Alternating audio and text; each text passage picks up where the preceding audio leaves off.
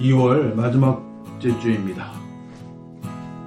어제가 정말 대보름이었죠.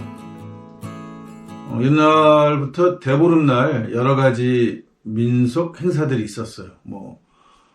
불엄을 한다던가 아니면 귀밟기 술을 마신다든가 아침 일찍 물을 한 그릇 떠온다든가 쥐불놀이를 한다든가 이런 식으로 굉장히 다양한 행사들이 펼쳐졌던 명절인데, 이제 사실 정월 대보름을 그런 행사들을 기억하는 사람들은 많지 않아요. 저 어렸을 때만 해도 쥐불놀이 했던 기억도 나고, 또 마을에 끼리 이렇게 나눠가지고 애들끼리 돌싸움을 하기도 하고 이래서 뭔가 그 마을마다 특유한 어떤 행사들이 존재했었는데 이제 그런 게 없어진 거죠. 그러고는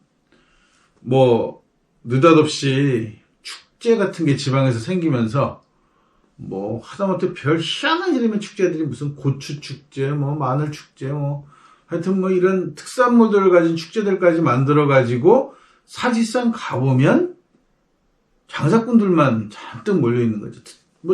특별히 축제라고 할 만한 게 없어요. 반면에 이제 바다만 건너가면 외 같은 경우에는 다양한 축제들이 존재합니다. 부러울 정도로 많은 사람들이 모여서 자기네들 전통이라고 할 만한 걸 뭔가를 하는 거죠. 사실 들으면 굉장히 단조로운 음악에 굉장히 단조로운 동작들을 지속적으로 반복하면서 그걸로 해서 자기네들은 이 고장에서 쭉 살아왔던, 이 땅에 뿔을 받고 살아왔던 사람들이라는 자신들의 정체성을 드러내는 것이 축제란 말이에요. 근데 우리는 그 축제를 상실했다는 겁니다. 없어져 버린 거죠. 이게 제국주의가 식민지에서 했던 계몽운동의 정체예요. 대신에 그런 자리들에 뭐가 막 들어섰냐 하면 상업적인 축제들도 들어서고 기독교적인 축제들이 들어서는 거죠. 대표적인 게 얼마 전에 지났지만 발렌타인데이 같은 거. 그 다음에 11월 달에 오는 빼빼로데이. 이런 거 사실 전혀 이거는 축제 의미를 부여할 수 없는 장사치들이 만들어낸 축제인데 이게 굉장히 잘 지켜지는 행사처럼 되어버린 거예요. 거기다가 정말 이해할 수 없는 축제가 하나 한국에 들어와서 자리를 잡았는데 이게 할로윈이란 말이죠. 귀신 분장을 하고 그게 뭐가 그렇게 재밌고 즐거워서 한국에 들어와서 자리를 잡았는지 모르겠단 말이에요. 제가 대학을 다닐 무렵쯤 80년대 초반이죠. 그때쯤에서는 이태원에서 그런 행사들이 더러더러 있었어요.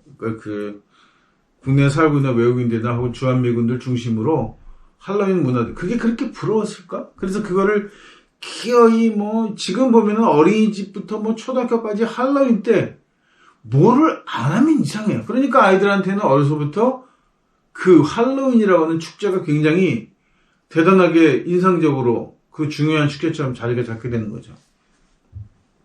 이태원 참사는 생각하면 가슴 아픈 일인데 왜 한국에서 할로윈 축제가 그렇게까지나 대표적인 행사가 되어야 했을까? 그게 글로벌이고 그게 K문화인가? 그게 전 세계 한국으로 알리는 자랑스러운 일인가? 라는 생각을 하면 어처구니 없는 거죠, 사실. 할로윈 축제에 버금갈 만한 여러 가지 축제들을 만들어낼 수도 있고, 실제로 이렇게 정월 대보름 같이 우리 민족들이 해왔던 축제들이 존재함에도 불구하고, 또 축제를 만들 만한 많은 이야기들이 있음에도 불구하고 그걸 전부 다 덮어버리고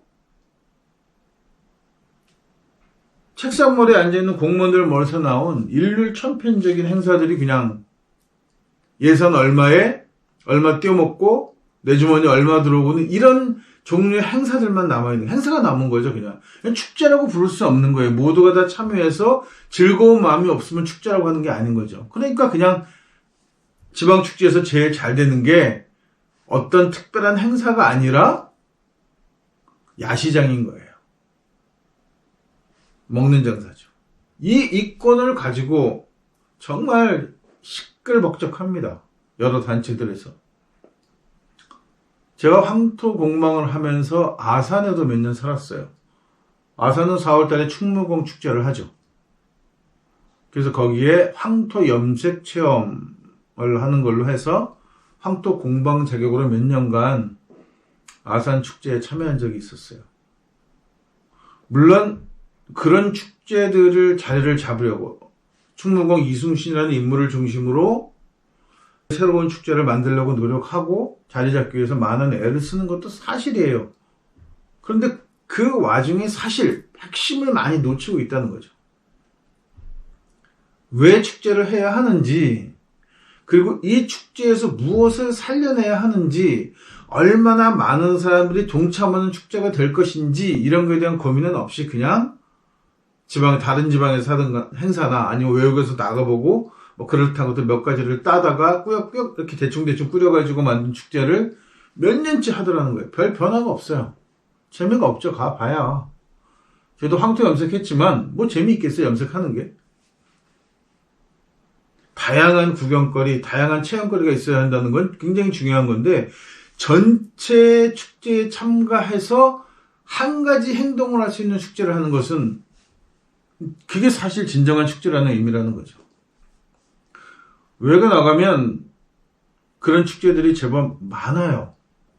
근데 그 축제를 가보면 뭐를 하나 느낄 수 있냐 하면, 행사를 하는 사람들의 축제가 아니라 참가하는 모든 사람들이 함께하는 축제라는 거죠. 예를 들면 길거리 투 같은 거 보면 소가 뛰는데 투사들만 하는 게 아니라 그때는 조금 용기 있거나 동네에서 나 좀 놀아 하는 사람들이 막 그 달려드는 소떼를 뭐 몰아가고 보여주며 하면서 다치기도 하고 참여하기도 하는 거죠.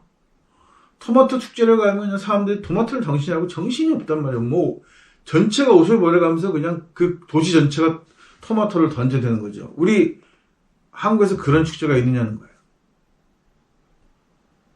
바다 건너 일본은 있어요. 중국도 더러더러 그런 대규모 행사들을 합니다. 근데 왜 우리는 그런 대규모 행사, 그 대규모 행사가 결국은 이태원이었던 거잖아요. 할로윈 축제였다는 거예요. 그만한 규모를 가지고 그만큼 다양한 사람들이 한 가지를 즐기기 위해서 모이는 축제가 존재하지 않는다는 겁니다. 제국주의가 지배한 식민지이기 때문이에요. 우리 건 정말 야만이고 미신이 되어버렸으니까. 그러니까 우리 건 뭘 하는 거는 탐탁치 않아. 제가 충무공 축제를 하면서 그때 우리 그 부스에 찾아왔던 아이들 중에 교인 애들이 있었어요. 걔네들이 왔길래 물어봤더니 교회 다닌다는 거예요. 자기네 목사 몰래 왔대. 왜 몰래 왔냐 그랬더니 기독교인은 죽은 사람을 기념하는 행사에 참가하는 게 아니래. 참, 그 얘기 듣고 어이가 없고 기가 막힌 거예요. 그러면 매주 교인들이 교회 가서 하는 일은 뭐예요? 2000년에 죽은 예수 때문에 모이는 거 아니에요? 부활하고 말고는 별로 중요한 문제가 아닙니다. 부활 때문에 모이는 것도 아니니까. 자기네들은 죽은 사람, 모세가 어쩌고, 아브라함이 어쩌고, 바울이 어쩌고 하고 죽은 놈 얘기들만 엄청나게 해대고 사람들을 모아놓으면서 나라를 위해서 나라가 위태로울 때 자기 목숨을 바쳐 나라를 구했던 영웅을 기억하기 위해서 우리가 모이는 건데, 충무 행사라는 게 그거는 죽은 사람 행사라서 가면 안 된다. 평생 자기를 길러주고 먹여주고 키워준 부모가 돌아가셨는데 거기에 절하는 거는 우상숭배다. 귀신한테 절하는 거다. 이런 류의 개수작을 기독교가 정말 꺼리낌 없이 할 수 있었어요. 왜? 우리 문화는 야만이고 미신이니까. 우리 종교는 미신이니까. 우리 문화는 야만이니까. 서구의 것을 해야만 그것이 문명이고 그게 깨우친 사람들이라고 생각했다는 거예요. 계몽이 바로 그런 겁니다. 서구 문명을 받아들이고 그것을 활용하는 것이 진정한 문명이 되는 것이다. 이렇게 설명한 거예요. 물론 제국주의 시대가 서구와 동양의 물질적 발달은 차이가 있었어요. 겉으로 보기에 실생활적인 요소들에서 서구 것들이 상당히 좋은 것들이 많았단 말이에요. 그렇다고 해서 걔네들의 정신 문명까지 우리가 받아들여야 할 이유는 없었던 거죠. 만약 이게 제국주의가 아니었으면 편한 물건들이 들어오면서 그 물건들은 활용하면서 정신문화는 따로 발달했을 거예요. 그런데 한꺼번에 밀려 들어오면서 마치 야만으로 밀려난 것이 뭐랑 비슷하냐 하면, 이거는 서구식 화장실은 문명이고 재래식 화장실은 야만이다 라고 하는 거예요. 물론 수세식 변수에 비해서 재래식 화장실은 정말 위생적으로도 냄새도 나고 뭐 벌레도 끓고, 그러니까 화장실은 당연히 수세식으로 바꾸는 게 맞죠. 그게 합리적이고 재래식 화장실 쓰는 게 야만스러운 행동이라고 규정 지을 수 있다고 해서 식민지가 가지고 있는 정신적 문화까지 야만은 아니라는 거예요. 근데 이게 한꺼번에 퉁쳐서 밀려나간 거예요. 그래서 우리가 갖고 있는 모든 축제들이 다 밀려나갔단 말이에요. 정말 생각하면 어처구니 없는 일 중에 하나가, 우리가 꼭 회복해야 할 뭐랄까 정신문화라고나 할까? 이것 중에 하나가 뭐냐 하면, 아이가 태어나서 며칠이 되면 교회에 데려가서 유아 세례를 줍니다. 저는 유아 세례는 안 받았어요. 제 때가 4대째 기독교 집안인데도 불구하고 우리 아버님은 저한테 유아 세례를 하지 않았어요. 왜냐하면 세례란 본인이 커서 스스로 판단해서 내가 기독교인이 되겠다고 하면 받아라, 이런 개념이라서 유아 세례는 안 했단 말이죠. 그러니까 세례에 대한 개념이 유아 세례가 옳으냐, 아직도 유아 세례는 세례가 아니다, 뭐 이런 논쟁을 하고자 하는 게 아니라, 아이가 태어나면 우리 아이가 태어났어요 하고 교회 가서 세례를 드려서 신고식을 한단 말이죠. 그렇지 않아도 아이가 태어나면 목사들이 오거나 신부들이 와가지고 축복 기도하면서 아이가 태어났다고 한단 말이에요. 축하 행사를 하거나 요식행위를 하는 거죠. 그러면 우리 민족은 아이가 태어났을 때 하늘이 주신 이 아이의 생명을 감사하는 행위나 정신문화가 없었냐는 거예요. 있었단 말이죠. 아이가 태어나면 금줄을 걸고 산모의 건강을 지키기 위해서 금줄에 숯을 이렇게 꽂아두면 딸이 태어난 것이고, 사이사이에 고추를 끼워 넣으면 아들이 태어났다는 것을 바깥에서 누구나 다, 이 집에 아들이 태어났구나, 딸이 태어났구나 하고 알 수 있도록 하고 금줄을 쳐서 외부 사람은 들어가지 못하게 한 거예요. 그래서 생각보다 그 당시에 유아 사망률이 낮았던 겁니다. 유아 사망률이 급증한 거는 금줄이 미신이다, 그거 친다고 악한 기운이 못 들어가는 거 아니야, 이따위 서구식 개수작을 하기 시작하면서 아무나 산모를 만나러 들락날락 하니까 산모의 건강도 위험해지고 아이의 건강도 위험해지고, 그래서 유아 사망률이 늘어나는 거예요. 서양 의술이 아니어도 우리는 전통적으로 산모는 외부 사람과 분리해 놓아야, 격리해야만 건강해질 수 있다고 알고 있었던 거예요. 그걸 과학적으로 설명해서 뭐 세균 감염이라든가 이런 거를 위생학적으로 설명을 못 한다고 그 행위가 야만이나 미신은 아니라는 거죠. 그러면서 아이를 점주해준 하늘에 대한 감사함으로 아이가 태어나면 삼신 할머니한테 상을 조그맣게 차려드리기도 하고 감사하는 마음을 전하기도 했단 말이죠. 그래서 우리는 태어날 때 아이가 하나만 태어나는 게 아니에요.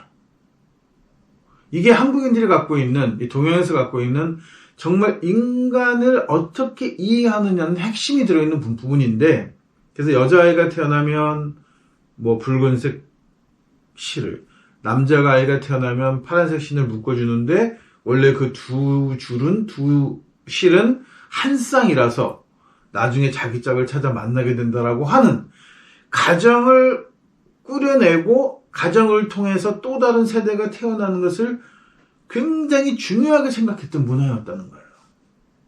그래서 이것이 내 인연이 아닌가를 늘 고민하면서 자기 진짜 인연을 만날 때까지 여러 가지 그 수반된 어떤 행동들이나 개념들이 발생하면서 한국인은 남자 여자의 문제에 대한 정체성을 갖고 있었던 거예요. 근데 여기에 이제 뭐 불교도 들어오고 유교도 들어오면서 개판 쳐버린 거예요. 한마디로 얘기하면 자기네들께 무조건 옳다는 거예요. 여기에 또 기독교까지 들어와가지고는 무슨 혼전 순결이었더니 하고 뭐 혼전 순결 반지 같은 걸 끼면서 나는 뭐 결혼할 때까지 어쩌고 저쩌고 이런 이거 완전히 개수작이란 말이에요. 그런 종교에서 어떻게 단일 직업군 최대 성범죄자들이 나옵니까? 자기네들은 안 지켜. 기독교 재밌는 게 뭐냐면 로마 국교 이후로 관료체제 비슷하게 되어 있는 기독교, 가톨릭으로부터 전해온 전통 중에 하나는 뭐냐면 성직자들은 아무 짓이나 다 해요. 그리고 교인들은 못하게. 천국 소망 영생 같은 게 그런 겁니다. 이거는 권력자들에게 공통적으로, 기독교에서도 두드러지지만 권력자들에게 공통적으로 나타나는 건데, 물론 우리는 동해에는 진시황이라는 그 가짜는 황제가 하나 있잖아요. 이게 영원히 살겠다는 거예요. 권력가들은 영원히 살겠다는 걸 추구해요. 당시의 종교가 무엇이든, 당시의 시대 사양이 무엇이든, 시대 정신이 무엇이든 간에 관계없이 가진 자들은 무조건 오래 살고 영생을 하려고 해요.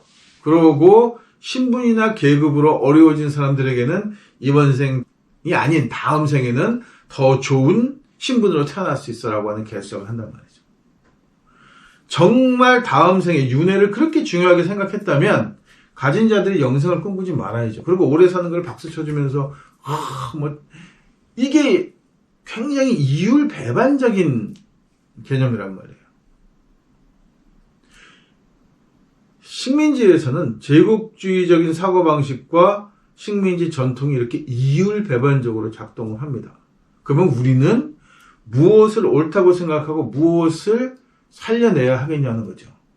한 가지는 분명해요. 물론 우리 것에도 잘못된 것들이 있고 고칠 것들이 굉장히 많아요. 그럼에도 불구하고 일방적으로 서구의 문명을 선진 문명이라고 받아들이는 것은 명백한 잘못이라는 말씀입니다.